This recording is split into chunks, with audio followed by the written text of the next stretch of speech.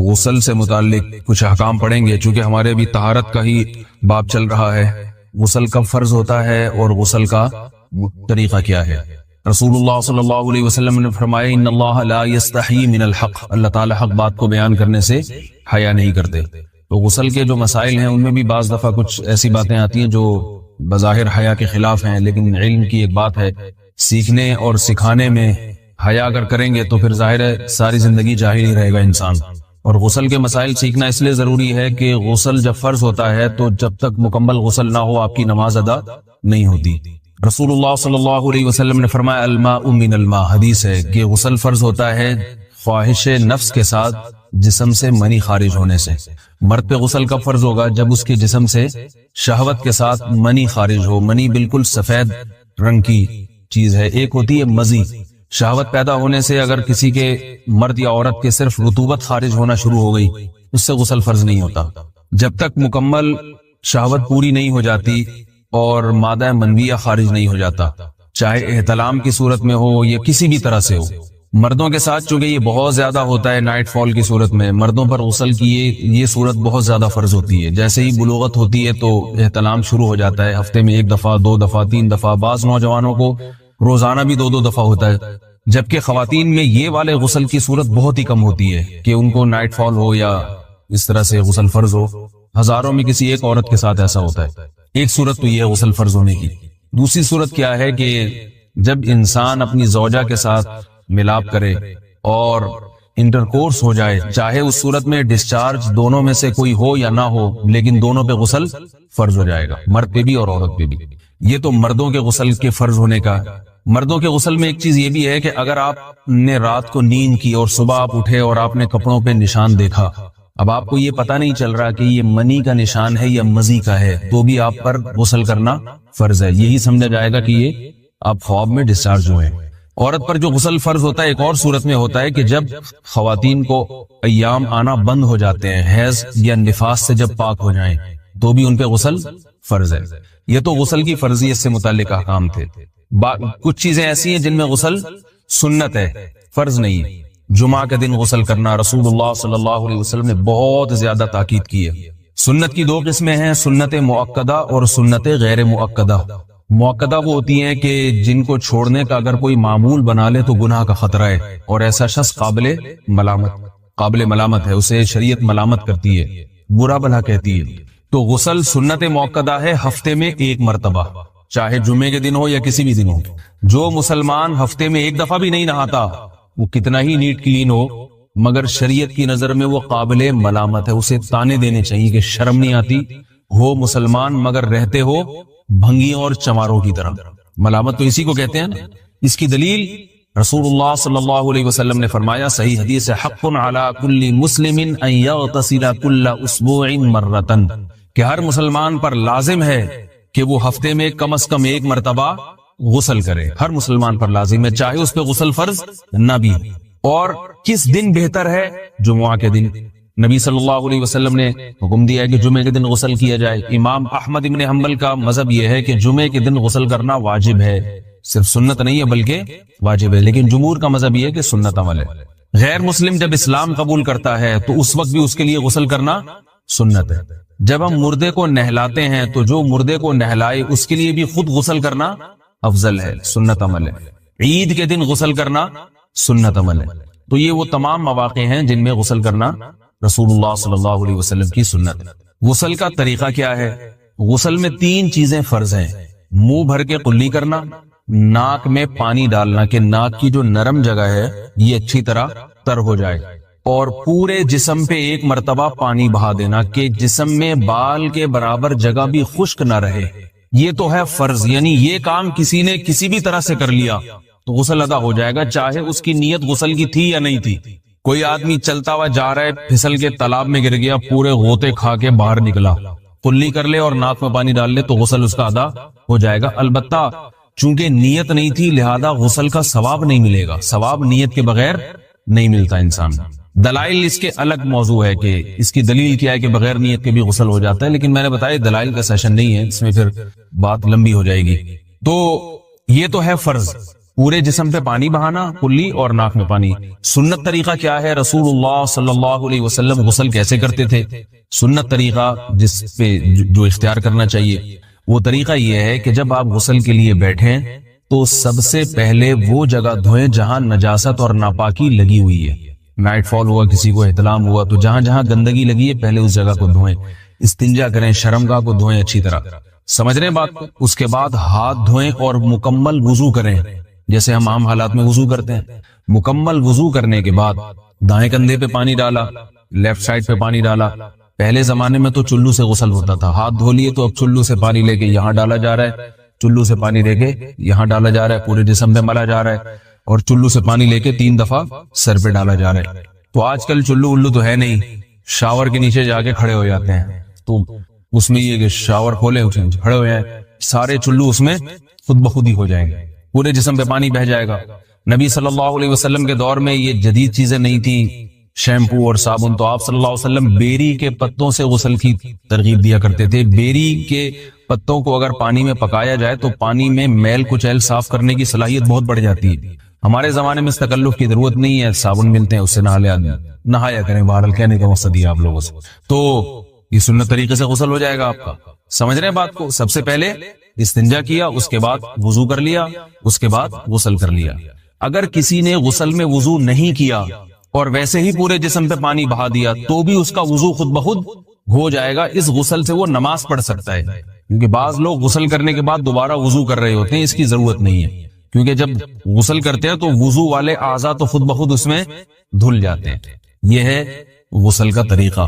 وضو کیسے ٹوٹتا ہے؟ جن چیزوں سے غسل فرض ہوتا ہے ان چیزوں سے وضو تو بہرحال ٹوٹتا ہی ہے. اس کے علاوہ بھی وضو ٹوٹتا ہے.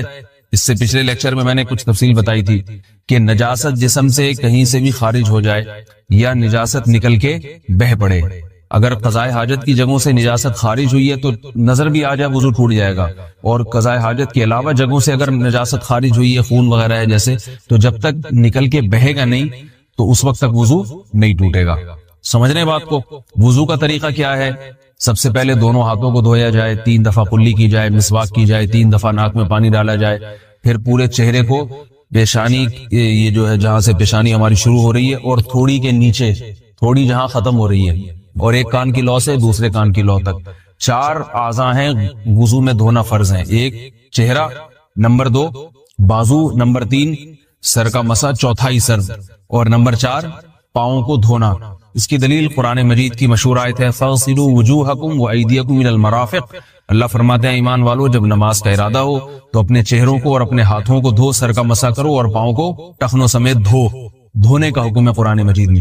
البتہ سر کے بارے میں یہ نہیں ہے پورے سر کا مسا کرو، بلکہ آ رہا ہے وَامْسَحُوا بِرُؤُوسِكُمْ. با کا لفظ ہے، با آتی ہے تبعیض کے لیے کہ سر کے بعض حصے کا مسا. اب بعض حصے کا قرآن حدیث میں کہیں تذکرہ نہیں ہے، تو اس میں فقہاء کرام کے اجتہادات ہیں. امام شافعی فرماتے ہیں تھوڑا سا بھی ٹچ کر لیا سر کو ہو جائے گا. امام ابو حنیفہ فرماتے ہیں نہیں، کم از کم 1/4 کا ہونا ضروری ہے. سب کے اپنے اپنے دلائل ہیں، ان دلائل میں نہیں جاتا. فقہ حنفی کو جو فالو کرنے والے ہیں تو ان کو چاہیے کم از کم 1/4 سر کا مسا. یہ فرض ہونے کے لیے ضروری، مگر سنت کیا ہے؟ پورے سر کا مسا. نبی صلی اللہ علیہ وسلم دونوں ہاتھوں کو بھگو کے پورے سر کا مسا کرتے تھے ایسے.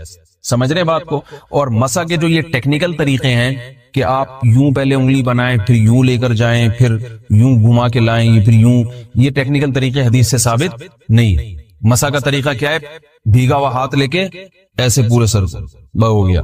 پھر حدیث میں یہ بھی ہے کہ یوں لے جاؤ اور یہ بھی ہے کہ 2 واپس بھی لے کر آؤ، دونوں طرح سے ثابت. تو ایسے بھی کر سکتے ہیں کہ یوں لے جائیں، اور ایسے بھی کر سکتے ہیں لے کے جائیں اور پھر واپس بھی لے آئیں. دونوں طریقے جائز ہیں، لیکن کم از کم سنت اتنی ہے کہ پورے سر کا مسا ہونا چاہیے. بعض لوگوں کو شو مارنے کا شوق ہوتا ہے، اگر وہ واپس لائیں تو بال ان کے خراب ہو جاتے ہیں، کہتے ہیں یار یہ پھر مسئلہ خراب ہو جائے گا. تو پھر ایسے لوگ صرف یوں ہی لے جائیں کافی ہے. افضل تو یہ کہ یوں بھی لے جائیں، یوں بھی لے جائیں، دونوں طرح سے صحیح ہے. بہرحال دونوں حدیث سے ثابت ہیں.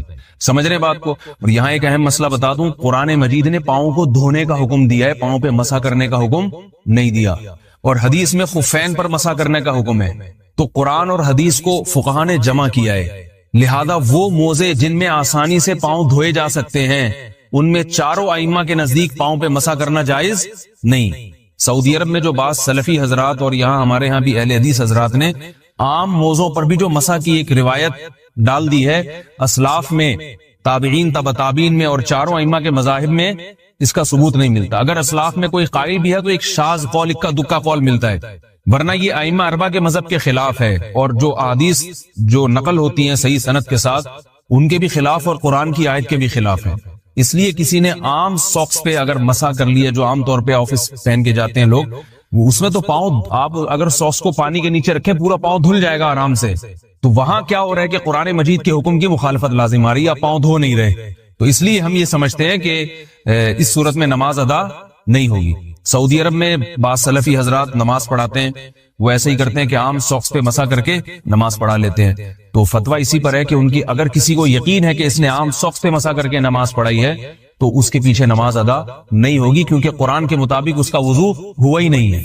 صدیوں تک کوئی بھی اس قول کا قائل نہیں رہا ہے کہ عام ساکس پہ بھی مسح ہو جاتا ہے. یہ ابن تیمیہ رحمہ اللہ تعالی 7ویں صدی میں اس کے قائل تھے، اور تابعین میں اکا دکا قول ملتے ہیں اس کے، لیکن شاذ قول ہیں، مرجوح قول ہیں جن پر امت نے فتویٰ نہیں دیا. اور اب سعودی عرب میں بعض سلفی حضرات اس کے قائل ہیں. ہمارے ہاں اہل حدیث حضرات بھی چونکہ اکثر سعودی عرب کے سلفی حضرات ہی کو فالو کرتے ہیں، تو انہوں نے بھی وہیں سے یہ فتویٰ لیا ہے. لیکن ائمہ اربعہ کے مذہب میں اور دلائل کے لحاظ سے دیکھا جائے تو یہ مذہب کمزور ہے. قرآن نے پاؤں کو دھونے کا حکم دیا، آپ دھوئیں گے پاؤں جب تک دھونا ممکن ہے. چمڑے کے موزے ہیں، ان کو دھونا ممکن نہیں ہے اتارے بغیر، لہذا ان موزوں کے اوپر مسح ہو جائے گا. تو اس سے قرآن پر بھی عمل ہو جائے گا اور حدیث پر بھی عمل ہو جائے گا. اس لیے ائمہ اربعہ نے جو قرآن و حدیث کو سمجھ کے جو فیصلہ کیا ہے اس پہ چلنا ہمارے لیے زیادہ مفید ہے بنسبت آج کل کے جو علماء ہیں ان کی اپنی ذاتی آراء پر. اس لیے یہ بھی ایک وضو سے متعلق. دیکھیے، غسل کرتے ہوئے اپنے سطر کو ہاتھ لگا کے ہی دھویا جاتا ہے. آپ پتہ نہیں کس طرح سے، یعنی کیسے آپ کہہ رہے ہیں کہ ہاتھ لگا سکتے ہیں، تو ہاتھ نہیں لگائیں گے تو دھوئیں گے کیسے اس کو؟ تو ہاتھ لگا کے اچھی طرح سے اس کو دھونا چاہیے جہاں بھی ناپاکی لگی ہوئی ہے، پھر ہاتھوں کو اچھی طرح دھونا چاہیے. صحیح بخاری مسلم کی حدیث ہے کہ آپ صلی اللہ علیہ وسلم پر جب غسل فرض ہوتا تھا تو آپ صلی اللہ علیہ وسلم سب سے پہلے اپنی جگہ سے جہاں بھی آپ نجاست لگی ہے اس کو اچھی طرح ہاتھ سے صاف کرتے تھے. اس کے بعد آپ صلی اللہ علیہ وسلم اپنے ہاتھ مبارک کو زمین پہ اچھی طرح سے رگڑ کے صاف کرتے تھے. یہ خود اس بات کی دلیل ہے کہ منی جو ہے ناپاک ہوتی ہے، کیونکہ غسل جنابت میں امی عائشہ فرماتی ہیں آپ صلی اللہ علیہ وسلم ایسا کرتے تھے. تو اس ہاتھ کو بھی جس پہ منی لگی ہوتی تھی اس کو بھی پھر آپ صلی اللہ علیہ وسلم زمین پہ اچھی طرح رگڑتے تھے تاکہ وہ بھی رگڑنے سے چیزیں پاک ہو جاتی ہیں. تو یہ نبی صلی اللہ علیہ وسلم کا طریقہ ہے کہ آپ جب واش روم میں جائیں تو آپ پہلے جہاں جہاں جسم پہ گندگی لگی ہے اس کو اچھی طرح سے دھوئیں. اس کے بعد ہاتھوں کو آپ اچھی طرح سے، آج کل زمین پہ مٹی نہیں ہوتی تو صابن ہے، صابن سے اچھی طرح سے آپ ہاتھ دھو لیں تو انشاءاللہ وہ پاک ہو جائیں گے. اور صابن نہیں ہے تو پانی سے اچھی طرح رگڑ لیں تو بھی ہو جائیں گے. یہ وہمیوں کے لیے میں نے بتا دیا، ورنہ وہمی جو ہے وہ صابن کے انتظار میں بیٹھا رہے گا، دوپہر کو نکلے گا وہ واش روم سے صبح کے گیا ہوا، وہ کہے گا مفتی صاحب نے کہا تھا صابن. تو صابن میں نے ویسی مثال دے دی، اس سے آسان ہو جاتا ہے، جرمز مر جاتے ہیں. لیکن اگر آپ پانی سے بھی اچھی طرح ہاتھ رگڑ لیں گے تو انشاءاللہ پاک ہو جائیں گے. باقی یہ کہ سطر کو چھونے سے وضو نہیں ٹوٹتا. بعض فقہا کی رائے ہے کہ وضو ٹوٹ جاتا ہے، لیکن عبداللہ بن مسعود رضی اللہ تعالیٰ عنہ کا بھی قول ہے اور اسی پر امام حنیفہ کا فتویٰ ہے کہ سطر کو ہاتھ لگانے سے وضو نہیں ٹوٹتا. تو فقہ حنفی میں اسی پر عمل کیا جاتا ہے، نہ دیکھنے سے نہ ہاتھ لگا. دیکھو، ہم کو جو مذہب میں علماء کی ضرورت ہے نا، موٹی موٹی باتوں میں علماء کی ضرورت نہیں ہے. جب آپ مسائل کی طرف جاتے ہیں، فقہی مسائل، اس میں ضرورت پڑتی ہے جو لوگ اس فیلڈ کے ایکسپرٹ ہیں. جو موٹی موٹی باتیں قرآن و سنت نے بیان کی ہیں نا، ان میں تو عالم کو بھی دیکھا جائے گا کہ اگر یہی بیان کر رہا ہے تو یہ عالم ہے، اس کے علاوہ بیان کر رہا ہے تو یہ عالم ہی جاہل ہے. جیسے زکوٰۃ اسلام میں ہے یا نہیں ہے؟ یہ تو قرآن میں جگہ جگہ ہے. زکوٰۃ اجماعی مسئلہ ہے. رمضان کے روزے فرض ہیں، 5 نمازیں فرض ہیں، ماں باپ کا احترام فرض ہے. اب کوئی مفتی صاحب بیٹھ کے تقریر کریں کہ اسلام میں ماں باپ کا احترام نہیں ہے، اسلام میں رمضان کے روزے نہیں ہے، شوال کے روزے ہیں. اب آپ اس مفتی سے، کوئی جاہل گنوار دیہاتی اٹھ کے تقریر کرے یہ مفتی غلط کہہ رہا ہے، لوگ اس جاہل سے کہیں کہ مفتی وہ ہے یا تو ہے؟ وہ پڑھا لکھا ہے بھائی، تو ٹماٹر اگاتا ہے، پیاز اگاتا ہے، تجھے زیادہ پتا ہے یا اسے زیادہ پتا ہے؟ شریعت کی بات علماء سے پوچھی جائے گی نا. تو اس موقع پر یہ بات درست نہیں ہے بھائی. شریعت کی بات علماء سے پوچھی جائے گی، لیکن جو بالکل دو اور دو چار کی طرح اجماعی مسئلے ہیں ان میں تو عالم کو بھی پرکھا جائے گا کہ یہ اس کے مطابق بیان کر رہے ہیں تو ٹھیک ہے، اس سے ہٹ کے بیان کر رہے ہیں تو یہ عالم ہی ٹھیک نہیں ہے. تو وہ گوار دیہاتی کہہ سکتا ہے کہ بھائی شریعت کی بات علماء سے پوچھی جائے گی. نماز پڑھنی کیسے علماء بتائیں گے، سجدہ صاحب کب واجب ہوتے ہیں علماء بتائیں گے، رمضان کا روزہ کن کن چیزوں سے ٹوٹتا ہے علماء بتائیں گے. رمضان کا روزہ ہی غائب کر دیا تو یہ عالم نہیں ہے، جاہل ہے. یہ تو اجماعی مسئلہ ہے. تو خوب سمجھ لو، میڈیکل سائنس کے کچھ مسئلے اجماعی ہیں، میڈیکل سائنس سے مراد ہے انسانی صحت. اس کے کچھ مسئلے کیا ہیں؟ اجماعی ہیں. ان میں اگر کوئی میڈیکل رپورٹ آپ کے سامنے اس کے خلاف آتی ہے تو رپورٹ کو بکری کو کھلا دیا کرو آپ جا کے. سمجھ رہے ہو؟ وہ اجماعی کیا ہے کہ نیچر کی بغاوت کبھی بھی صحت کے لیے مفید نہیں ہو سکتی. یہ جو لڑکے ہاتھ سے خواہشات پوری کرتے ہیں یہ نیچرل نہیں ہے. یہ نیچرل نہیں ہے. یہ ڈاکٹر تو کہے گا باڈی کو کوئی نقصان نہیں ہے. دیکھو جو لڑکوں سے بدفعلی کرتے ہیں باڈی کو ان کے کوئی نقصان ہوتا ہے؟ مینٹلی بیڑا غرق ہو جاتا ہے ان کا. اتنا بیڑا غرق ہوتا ہے کہ لوط علیہ السلام کہہ رہے ہیں کہ تم عورتوں سے شادی کرو, وہ کہہ رہے ہیں ہمیں عورت سے نکاح میں کوئی رغبت نہیں ہے. وہ جو ہارمونز باڈی میں جو انسان میں خواہشات کو بھڑکاتے ہیں, ان ہارمونز کی ایسی کی تیسی ہو گئی تھی کہ نہیں ہو گئی تھی لوط علیہ السلام کی قوم کی؟ ابے کیا ہو رہا ہے, کیوں سمجھ میں نہیں آ رہا؟ تو اللہ نے آپ کے اندر ایک خواہش عورت کے لیے رکھی ہے, وہ ہاتھ سے پوری کر رہے ہو اور آپ کہہ رہے ہو کوئی نقصان نہیں ہوگا. تو کیوں نہیں ہوگا نقصان بھائی؟ جو کام جس کام کے لیے خدا نے پیدا کیا ہے, رکھا ہے, وہ آپ اس کے علاوہ اپنی پوری کر رہے ہو. یہ ڈاکٹر بیڑا غرق کر دیں گے آپ کا. میں کبھی بھی ڈاکٹروں کی فیلڈ میں ٹانگ نہیں اڑاتا, لیکن اگر ڈاکٹر ایسی باتیں کرنا شروع کر دے نوجوانوں کو برباد کر کر کے, اخلاقی برائیوں میں بھی اور جسمانی خرابیوں میں بھی, تو ہمارا فرض بنتا ہے کہ اللہ نے تھوڑی بہت کھوپڑی ہمیں بھی عطا فرمائی ہے, اس کھوپڑی کو استعمال کرنا چاہیے. چیز نیچرل نہیں ہے, وقتی فائدہ ہو سکتا ہے. میں مانتا ہوں وہ نقصان نہیں ہوتے جو حکیم لوگ بتا رہے ہیں کہ پتہ نہیں یہ ہو جائے گا, تو یہ وہ بھی ایسی چیزیں بتا رہے ہوتے ہیں جو غلط ہیں. لیکن میرے بھائی وہ فائدے بھی نہیں ہوں گے جو ڈاکٹر بتا رہے ہیں. ایک ڈاکٹر صاحب نے یہاں تک کہہ دیا کہ جو فحش فلمیں دیکھ کے یہ کام کرتے ہیں ان کو تو نقصان ہوتا ہے, جو نیچرل کرتے ہیں نا وہ ان کو نہیں ہوتا. ڈاکٹر صاحب سے کوئی پوچھے کہ جو فحش فلم دیکھے بغیر کر رہا ہے نا, وہ فحش فلم اپنی کھوپڑی میں چلا رہا ہوتا ہے پوری. نہیں یہی بات سمجھ میں, کیونکہ اللہ نے مرد میں جو جذبہ رکھا ہے نا, وہ عورت کو دیکھ کے یہ سیکس ابھرتا ہے. تو یہ کیسے ممکن ہے کہ اپنے ہاتھ سے خواہش پوری کرے اور عورت کا تصور دماغ میں نہ لے کر آئے؟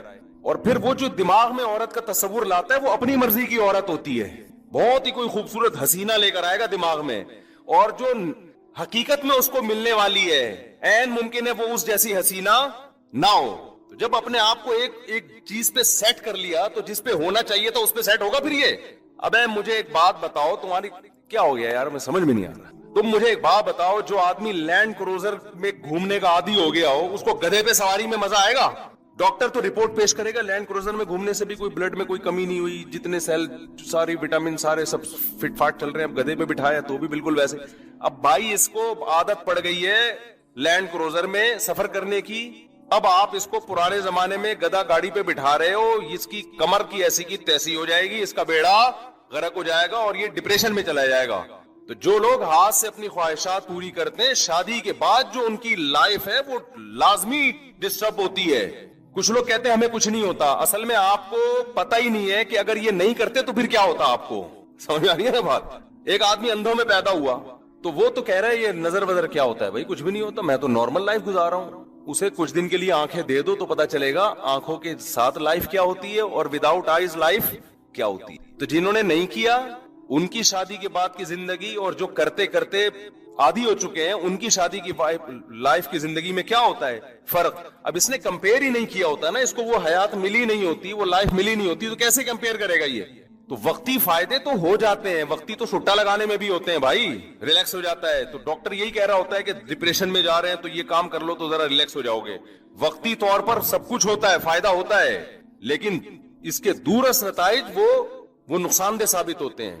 یہ ریلیکس ایسے ہی ہے کہ آپ اگر برداشت کر لینا اپنی خواہش کو, وقتی نقصان ہوگا لیکن آہستہ آہستہ برداشت کرنے کی عادت پڑ جائے گی اور پھر یہ ٹھڑک پیدا ہی نہیں ہوگی.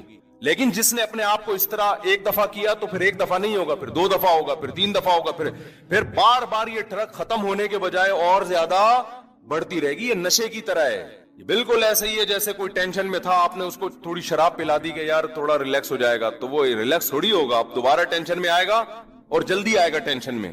پہلے تو ٹائم کے بعد آ رہا تھا, اب جلدی آئے گا ٹینشن میں. اب پھر 1 گھونٹ پیا 2 گھونٹ پیے گا, پھر 1 بوتل پہ آئے گا, پھر 2 بوتل پہ آئے گا, پھر وہ بن جائے گا شرابی.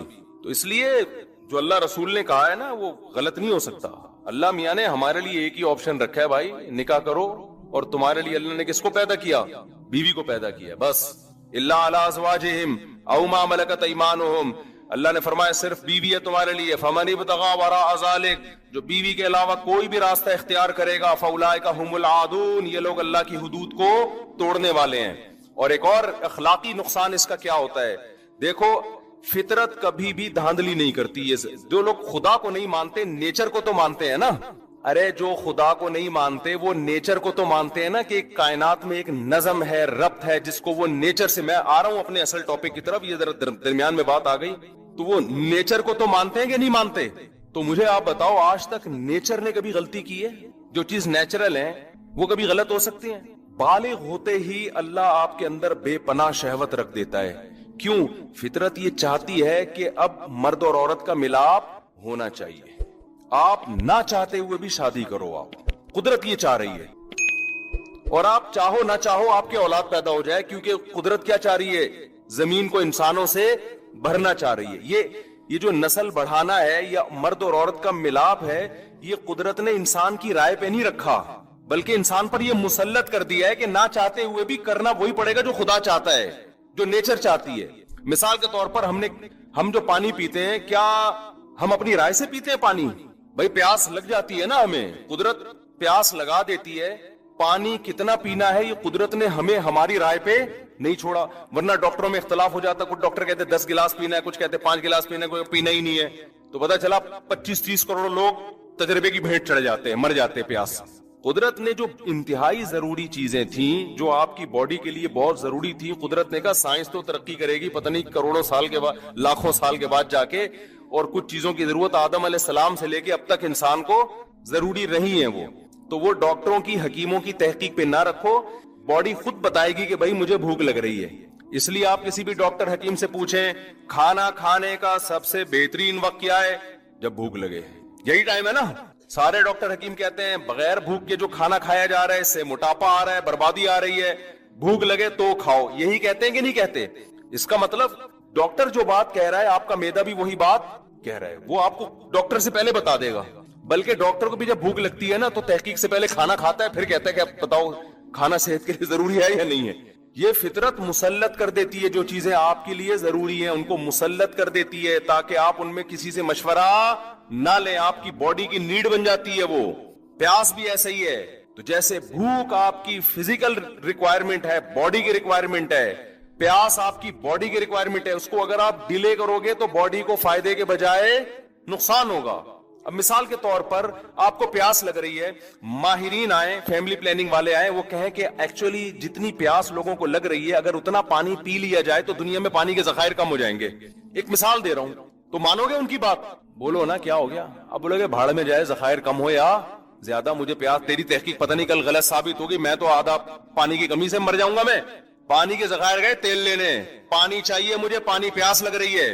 कोई फैमिली प्लानिंग वाला है कि ऐसे असल में कैलकुलेशन की है यूरोप के बड़े बड़े साइंसदानों ने कि इस वक्त गंदम और मकई और ये सब चीजों के जखायर कम हो रहे हैं, लिहाजा आप खाना जब भूख लगे तो ना खाएं आप, या आप ऐसा करें कि गुब्बारे खा के पेट भर लें, यानी नेचुरल तरीका ना हो, कोई और तरीके से वो रुई खा लें या कुछ भी खा लें। अब मानोगे उसकी बात? तुम्हारी ऐसी की तैसी यार, पेट भरना है भाई हमने, ये कुदरत को पता है कि कितनी रोटियां पैदा करनी है, कितने, जब उसने भूख लगाई है तो इंतजाम किया होगा ना, वरना तो ये निजाम ही गलत है सारा। तो याद रखो, जैसे भूख लगना बॉडी की रिक्वायरमेंट है, प्यास लगना बॉडी की, तो ऐसे ही जो जिस्म में सेक्स की एक ख्वाहिश पैदा होती है, ये भी आपकी बॉडी की रिक्वायरमेंट है। ये हिंदू को भी होगी, मुस्लिम को भी होगी, ईसाई को भी होगी, हजरत जी को भी होगी, मुफ्ती साहब को भी होगी, एक चोर को भी होगी। इसमें बुजुर्ग बाद में होते हैं, मुफ्ती साहब आदमी क्या होते हैं? बोलो ना, पहले होते हैं। ये हर आदमी का है, ये बॉडी की है, बॉडी की नीड है। तो जब खुदा ने आप भूख लगाई तो रोटी का इंतजाम किया उसने ना, बारिशें बरसा के, नबातात पैदा करके, तो मर्द को जब अल्लाह ने शहवत की भूख लगाई तो उसके लिए औरत का इंतजाम अल्लाह ने किया। औरत को जब शहवत की भूख लगी तो उसके लिए मर्द का इंतजाम खुदा ने किया। अब ये दोनों का मिलाप होगा और उसके नतीजे में ऑटोमेटिकली बच्चे पैदा होंगे। इनमें किसी भी प्रोसेस को आपने रोकने की कोशिश की तो फैमिली प्लानिंग वाले तो खुश हो जाएंगे, इंसानियत का भी बेड़ा गर्क होगा और खुदा भी नाराज होगा। समझ में नहीं आ रही मेरा ख्याल है बात? क्योंकि इसका मतलब है खुदा का निजाम ही गलत है। फिर अब जो हाथ से अपनी ख्वाहिश पूरी करते हैं वो खुदा को, उस निजाम को क्या कर देते हैं? खलल पैदा। खुदा ने ख्वाहिश रखी थी ताकि तुम ना चाहते हुए, अब देखो जो आदमी साइंसदान है, पढ़ाई वाला टाइम नहीं है उसके पास, एक्चुअली मुल्क में तरक्की और ये वो, भूख लग रही है, खा नहीं रहा, नतीजा क्या निकलेगा? वो मजबूर होके खाएगा, यार खा के पेट भरो ताकि मैं पढ़ाई में ज्यादा तवज्जो लगाऊं, यही करेगा ना वो। अगर उसकी राय पे रख देते तो वो कहता कि 6 महीने बाद इकट्ठी एक टीका लगा दूंगा ताकि मेरी जो कमी हुई है ना पूरी हो जाए, यही करेगा ना वो। کھائے گا وہ کہے گا نہیں یار یہ کھانا ضروری ہے. کیوں بھائی؟ تاکہ میرا دماغ ادھر لگے پڑھائی میں, یہ خواہش میری پوری ہو. بالکل اسی طرح جب انسان بالغ ہوتا ہے, عورت بالغ ہوتی ہے, تو اس میں اللہ نے یہ ڈیزائرز پیدا کر دی ہیں. اب ان ڈیزائرز کا طریقہ یہ ہے کہ جو فطری نیچرل طریقہ اللہ نے جانوروں میں رکھا ہے وہ انسانوں میں رکھا ہے کہ نر اور مادہ کا ملاپ ہو. یہ ملاپ آپ کے نہ چاہتے ہوئے بھی کیا ہوگا, یہ کرنا پڑے گا آپ کو, تاکہ آپ کا دماغ کیا ہو, اسٹریس آپ کی بولو نا ختم ہو, اور پھر نتیجے میں اولاد آپ کے ہوگی. کیونکہ قدرت اس کے ذریعے کچھ اور کام لے رہی ہے. وہ کیا ہے کہ قدرت نسل بڑھانا چاہتی ہے, اس لیے کہ آپ نے مرنا ہے آگے چل کے, نئی نسل نے آنا ہے. اگر آپ ہی ہمیشہ رہتے نا اس دنیا میں, آج جب آبادی کی بات ہوتی ہے نا تو یہ ایسے شو کیا جاتا ہے جیسے یہ آبادی ہمیشہ رہے گی. بھائی یہ تو سارے مر جائیں گے کل جا کے, بڈھے اور آہستہ آہستہ سب بڑھاپے کی طرف جا رہے ہیں, تو نئی نسل آئے گی. تو یہ سب چیزیں قدرت نے آپ کے اختیار میں نہیں رکھی. اگر آپ اس میں دخل اندازی کرو گے تو آپ کی سوسائٹی کو بھی نقصان ہوگا, کیونکہ قدرت مرد اور عورت کے ملاپ سے کچھ حکمتیں حاصل کرنا چاہتی ہے. تو وہ اللہ نے مرد اور عورت پہ نہیں رکھا ہے, وہ ایسا مسلط کر دیا ہے کہ نہ چاہتے ہوئے بھی ہوگا. تو اگر آپ زنا کی طرف جاؤ گے یا آپ ہاتھ سے خواہشات پوری کرو گے تو قدرت کا وہ نظام کیا ہوگا, الٹا ہو جائے گا, وہ خراب. جیسے کہ ہو رہا ہے, لڑکیاں گھروں میں بیٹھی بیٹھی بڈیاں ہو رہی ہیں اور لڑکے یہ کام کر رہے ہیں بیٹھ کے, ان کی خواہش یہاں سے پوری ہو رہی ہے تو وہ شادی کہاں کریں گے. وہ بھی ڈپریشن میں جا رہی ہیں, یہ بھی ڈپریشن میں جا رہا ہے, ایک سارا ستیہ ناش کر دیا پورے نظام کا. تو اس لیے شریعت نے حکم دیا اس میں اللہ پہ اعتماد اور توکل کرو, نکاح کرو. اور توکل کس پہ کرو؟ جیسے بھوک لگ رہی ہوتی ہے تو کھانے کا انتظام کیا جاتا ہے, اور توکل کس پہ کیا جاتا ہے؟ اللہ پہ, کہ یار کھانا تو کھانا ہی ہے. آپ کے پاس پیسے ہیں, آپ نے کہا 2 روٹی کھا لی تو یار یہ تو خرچ ہو جائیں گے, کل کیا کروں گا. ابے بھائی تو کھا پہلے اس کو, کل کی کل دیکھی جائے گی. یہ ضروری خرچے ہیں. تو نکاح بھی کیا ہے, ضروری ہے, یہ تو کرنا ہی کرنا ہے. پیسے ختم ہو جائیں گے تو پھر دیکھیں گے کیا کرنا ہے, یہ تو کرنا ہی کرنا ہے. سمجھ میں نہیں آ رہی تو رہنے تو جیسے چل لو, ٹھیک ہے پھر صحیح ہے. اور میں آخر میں ایک بات کہتا ہوں, مجھے پتا ہے نوجوانوں کو جب اس کی عادت پڑتی ہے تو یہ گناہ چھوڑنا آسان نہیں ہوتا, مشکل ہوتا ہے, یہ میں مانتا ہوں. جن کو لت پڑی ہے نا اس کی, وہ آسانی سے نہیں چھوٹتا. تو بھائی کوشش تو کرو نا چھوڑنے کی, جب ہو جائے توبہ کرو, کچھ صدقہ خیرات کرو. اس کا فائدہ یہ ہوتا ہے کہ اگر آپ توبہ کرتے رہے, گناہ چھوڑنے کی کوشش کرتے رہے, تو ختم نہیں بھی ہوا نا, کم از کم وہیں رک جاؤ گے آپ. اگر توبہ نہیں کی, چھوڑنے کی کوشش نہیں کی, تو جو یہ کام کرتے ہیں اگلا اسٹیپ ان کا اس سے آگے ہوتا ہے. پھر یہاں رکتے نہیں ہیں. خوب سمجھ رہے ہو, ڈاکٹروں کی خوش فہمی ہے کہ لڑکوں کو اس کام پہ لگا دیا اور وہ سمجھے کہ یہی ہوگا. ایسا نہیں ہوتا ڈاکٹر صاحب, جب وہ یہ کرے گا تو اگلا اسٹیپ اس سے بولو نا آگے کا ہوگا. کیونکہ خواہشات پوری کرنے کی جب غلط طریقے سے عادت پڑتی ہے, پھر انسان نئی لذتوں کی طرف جاتا ہے کہ اور کچھ کرو اور کچھ کرو. تو یہ جو یورپ جس انتہا پہ پہنچا ہوا ہے نا کہ لڑکوں سے بدفعلی, وہاں تو سب کچھ عام تھا, تو ان کو تو ضرورت ہی نہیں تھی لڑکوں سے بدفعلی کی. تو یہ اسی وجہ سے تو پہنچا ہے کہ ان کے ڈاکٹروں نے پروموٹ کیا ان چیزوں کو. تو اس لیے ڈاکٹر کی بات ضرور سنا کریں, ہم کوئی ڈاکٹر نہیں ہیں, ڈاکٹروں کی باتیں ڈاکٹروں سے ہی پوچھی جائیں گی. جب معین اختر نے سے پوچھا تھا کہ ماموں کیا کرتے ہیں, تو انہوں نے کہا ماموں کی باتیں کس سے پوچھی جائیں گی, ماموں. تو یہ بھی ایک ہے کہ ان تتقوا اللہ یجعل لکم فرقانا, اللہ میاں نے یہ ہاتھ کو حرام قرار دی ہے. دیکھو قرآن میں اللہ تعالیٰ کا کئی جہاں بھی اللہ نے خواہش پوری کرنے کی اجازت دی نا, تو ہر جگہ قرآن میں یہی آیت ہے. فرمایا الا علی ازواجہم او ما والذین هم لفروجہم حافظون, ہمارے نیک بندے اپنی شرمگاہوں کی حفاظت کرتے ہیں. الا علی ازواجہم, سوائے اپنی بیویوں کے. آپ کے پاس اللہ نے قرآن کے مطابق بیوی کے علاوہ کوئی آپشن نہیں رکھا. یہ ایک آیت نہیں ہے, تو بہت ساری آیتیں ہیں, میں پڑھنا شروع کروں تو پورا بیان اسی پہ ہو جائے گا. جگہ جگہ قرآن کہہ رہا ہے فَمَنِ ابْتَغَى وَرَاءَ ذَلِكَ, قرآن کہہ رہا ہے جس نے بیوی کے علاوہ کوئی اور راستہ اختیار کیا, کوئی بھی راستہ ہو, فَأُولَئِكَ هُمُ الْعَادُونَ, یہ اس باؤنڈری کو کراس کر رہے ہیں جو خدا نے متعین کی ہے. اور خدا جو باؤنڈری متعین کرتا ہے, نیچر اسی کا نام ہے. کیا مطلب, یہ نیچر اور فطرت کی حدود کو بھی کیا کر رہے ہیں, کراس کر رہے ہیں. یہ نیچر سے بھی بغاوت کر رہے ہیں. تو یہ نیچرل کیسے ہو گیا میرے بھائی. اور حدیث میں کیا آتا ہے, حدیث میں آتا ہے عثمان ابن مظعون رضی اللہ تعالی عنہ, وہ حدیث کے راوی ہیں, فرماتے ہیں کہ ہم جب سفر میں ہوتے تھے, صحابہ تو بڑے طاقتور تھے, بہت زبردست اللہ نے ان کو صحتیں دی تھی. ہم جب سفر میں ہوتے تھے تو ہم پہ اپنی بیویوں سے جدائی بہت شاق گزرتی تھی, خواہشات بہت بھڑکتی تھی, اور بیوی سفر میں ہمارے ساتھ نہیں ہوتی. پہلے تو کئی مہینوں کا سفر ہوتا تھا. تو ہم نے پیغمبر صلی اللہ علیہ وسلم سے اجازت چاہی, گناہ سے بچنے کے لیے ہم اپنے آپ کو خسی کر لیں. سمجھ میں آ رہی ہے بات, کیا کر لیں, اپنی کوئی دوا کھا کے یا کسی بھی طریقے سے اپنی جو سیکشول ڈیزائرز اللہ نے ہمارے اندر رکھی ہیں اس مردانگی کو ہم ہمیشہ کے لیے ختم کر دیں تاکہ گناہ نہ ہو ہم سے. رسول اللہ صلی اللہ علیہ وسلم نے اس عمل سے منع کیا اور فرمایا تزوجوا، نکاح کرو، فإنی اباہی بکم الامم. اگر اپنے آپ کو تم نے یہ کر لیا تو تم نکاح کے قابل بولو نا نہیں رہو گے اور تمہاری نسل نہیں بڑھے گی. اب مجھے ایک بات بتاؤ، یہاں دو علمی نقطے کی بات ہے. حضرت عثمان ابن مظعون نبی کو سے پوچھ رہے ہیں کہ یا رسول اللہ ہم پر عورت سے جدائی بہت شاق گزرتی ہے، تو ان کے دل میں یہ کیوں نہیں آیا کہ ہاتھ سے اپنی خواہش پوری کر لیں ہم؟